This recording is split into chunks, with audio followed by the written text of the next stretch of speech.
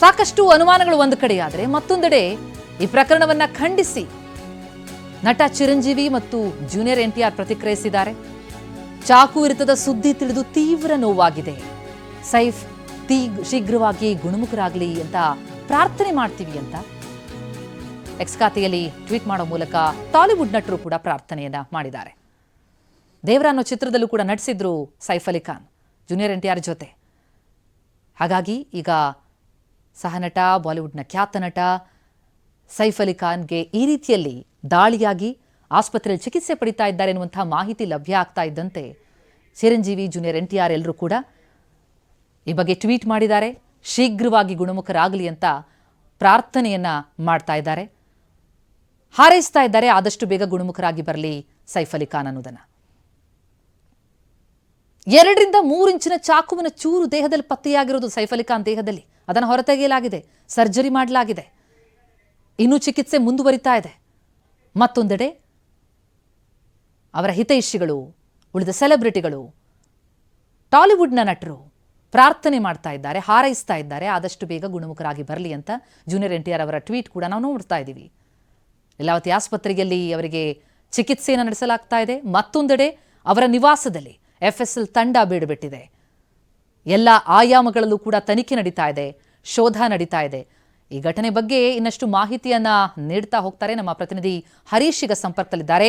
ಹರೀಶ್, ಸೈಫ್ ಅಲಿ ಖಾನ್ ಮೇಲೆ ಆದಂತಹ ದಾಳಿ ಬಹಳ ದೊಡ್ಡ ಆಘಾತಕಾರಿ, ಬಹಳಷ್ಟು ಅನುಮಾನ, ಬಹಳಷ್ಟು ಪ್ರಶ್ನೆಗಳು ಕೂಡ ಮೂಡುತ್ತೆ. ಯಾರು ದಾಳಿ ಮಾಡಿದ್ರು, ಹೇಗೆ ಅವರನ್ನ ಬಿಡಲಾಯಿತು ಅನ್ನುವಂಥದ್ದು ಒಂದು ಆಯಾಮ. ಆದರೆ ಈಗ ಸೈಫ್ ಅಲಿ ಖಾನ್ನ ಸ್ಥಿತಿ ಏನು, ಅವರ ಆರೋಗ್ಯ ಪರಿಸ್ಥಿತಿ ಹೇಗಿದೆ, ಚಿಕಿತ್ಸೆ ಯಾವ ರೀತಿಯಲ್ಲಿ ನಡೀತಾ ಇದೆ ಅನ್ನೋದು ಮತ್ತೊಂದು ಪ್ರಶ್ನೆಯಾಗುತ್ತೆ. ಎರಡು ವಿಚಾರಕ್ಕೆ ಸಂಬಂಧಪಟ್ಟಂತೆ ಲೇಟೆಸ್ಟ್ ಅಪ್ಡೇಟ್ಸ್ ಏನೇನು ಲಭ್ಯ ಆಗ್ತಾ ಇದೆ?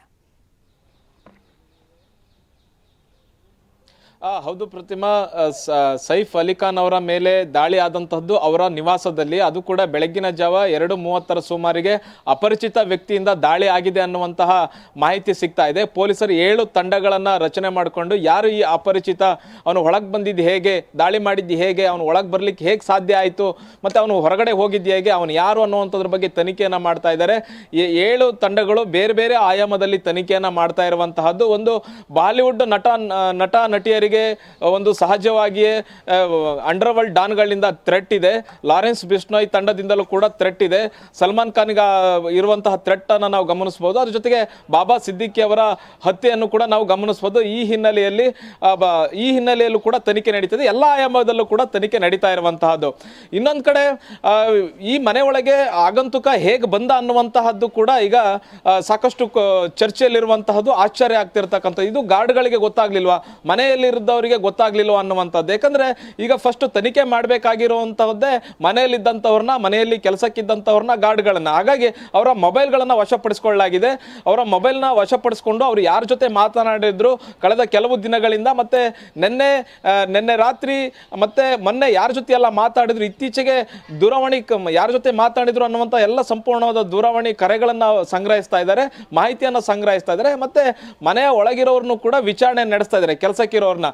ಮತ್ತೆ ಆಗಂತುಕ ಬಂದಿದ್ದು ಹೇಗೆ, ಆತ ಕಳ್ಳತನಕ್ಕಾಗಿ ಬಂದೋ ಅಥವಾ ಸೈಫ್ ಅಲಿ ಖಾನ್ ಅವರ ಮೇಲೆ ದಾಳಿ ಮಾಡಬೇಕು ಅನ್ನುವಂತಹ ದೃಷ್ಟಿಯಿಂದ ಬಂದೋ, ಹೀಗೆ ಎಲ್ಲ ಥರದ್ದು ಕೂಡ ಇಲ್ಲಿ ಎಲ್ಲವೂ ಕೂಡ ಗೊಂದಲ ಇದೆ, ಮತ್ತೆ ಅನುಮಾನಗಳಿಗೆ ಕಾರಣ ಆಗ್ತಾ ಇದೆ. ಒಂದೊಂದು ನಡೆಗಳು ಕೂಡ ಅನುಮಾನಗಳಿಗೆ ಕಾರಣ ಆಗ್ತಿರ್ತಕ್ಕಂಥದ್ದು. ಹಾಗಾಗಿ ಪೊಲೀಸರು ಎಲ್ಲ ರೀತಿಯಾದ ತನಿಖೆಯನ್ನು ಮಾಡ್ತಾ ಇದ್ದಾರೆ. ಇನ್ನೊಂದು ಕಡೆ ಕರೀನಾ ಕಪೂರ್ ಅವರು ಒಂದು ಸ್ಟೇಟ್ಮೆಂಟ್ ಕೂಡ ಕೊಟ್ಟಿದೆ. ಅವರ ತಂಡ ಸೈಫ್ ಅಲಿ ಖಾನ್ ಅವರ ಮೇಲೆ ದಾಳಿ ಆಗಿದೆ, ಅಪರಿಚಿತನೊಬ್ಬ ದಾಳಿ ಬಂದು ಕಳ್ಳತನಕ್ಕಾಗಿ ಬಂದು ದಾಳಿಯನ್ನ ಮಾಡಿದ್ದಾನೆ, ಹೀಗಾಗಿ ಅವರಿಗೆ ಗಾಯಗಳಾಗಿವೆ, ಅವರ ಆಸ್ಪತ್ರೆಯಲ್ಲಿ ಚಿಕಿತ್ಸೆಯನ್ನು ಪಡಿತಾ ಇದ್ದಾರೆ, ಮತ್ತೆ ಅವರು ಚಿಕಿತ್ಸೆಗೆ ಸ್ಪಂದಿಸ್ತಾ ಇದ್ದಾರೆ, ಮುಂದಿನ ತನಿಖೆಯನ್ನು ಪೊಲೀಸರು ಮಾಡ್ತಾ ಇದ್ದಾರೆ ಅನ್ನುವಂಥದ್ದನ್ನ ಕರೀನಾ ಕಪೂರ್ ಅವರ ತಂಡ ಒಂದು ಸ್ಟೇಟ್ಮೆಂಟ್ ಅನ್ನ ಬಿಡುಗಡೆ ಮಾಡಿದೆ. ಒಂದ್ ಕಡೆ ಸೈಫ್ ಅಲಿ ಖಾನ್ ಅವರ ಚಿಕಿತ್ಸೆ ಆಸ್ಪತ್ರೆಯಲ್ಲಿ ನಡೀತಾ ಇದೆ. ಒಂದು ಆಪರೇಷನ್ ಈಗ ಮುಗಿದಿದೆ. ಆ ಒಂದು ಬೆನ್ನಿನ ಭಾಗದಲ್ಲಿ ಬೆನ್ನಿಗೆ 2 ಆಳವಾದಂತಹ ಗಾಯಗಳಾಗಿದೆ. ಬೆನ್ನಿಗೆ ಚುಚ್ಚಿದ್ರಿಂದ ಆಳವಾದಂತಹ ಗಾಯಗಳಾಗಿದ್ದರಿಂದ ಒಂದು ಸರ್ಜರಿ ನಡೀತಾ ಇದೆ. ಸರ್ಜರಿ ಆಗುವಂತ ಸಂದರ್ಭದಲ್ಲಿ 2 ರಿಂದ 3 ಇಂಚಿನ ಒಂದು ಕಬ್ಬಿಣದ ತುಂಡು ಸಿಕ್ಕಿದೆ, ಚಾಕುವಿನ ತುಂಡು ಅನ್ನುವಂತಹ ನಿಟ್ಟಿನಲ್ಲಿ ಕೂಡ ಈಗ ವೈದ್ಯರು ಹೇಳಿದ್ದಾರೆ. ಒಂದೊಂದಾಗಿ ಆಪರೇಷನ್ ಮಾಡ್ತಾ ಇದ್ದಾರೆ. ಮತ್ತೆ ಇನ್ನೊಂದು ಕಡೆ ಯಾರು ಹತ್ಯೆ ಮಾಡಿದ, ಹಲ್ಲೆಗೆ ಮುಂದಾದ, ದಾಳಿಗೆ ಮುಂದಾದ ಆತನನ್ನು ಕೂಡ ಹುಡುಕಾಟಲಿಕ್ಕೆ ಪೊಲೀಸರು ಬಲೆಯನ್ನ ಬೀಸಿದ್ದಾರೆ. 7 ತಂಡಗಳ ಮೂಲಕ ಆತನನ್ನು ಹುಡುಕಾಟಕ್ಕೆ ಪ್ರಯತ್ನವನ್ನ ಮಾಡ್ತಾ ಇದ್ದಾರೆ. ಪ್ರತಿಮಾ, ಧನ್ಯವಾದ ಹರೀಶ್ ತಮ್ಮೆಲ್ಲ ಮಾಹಿತಿಗೆ.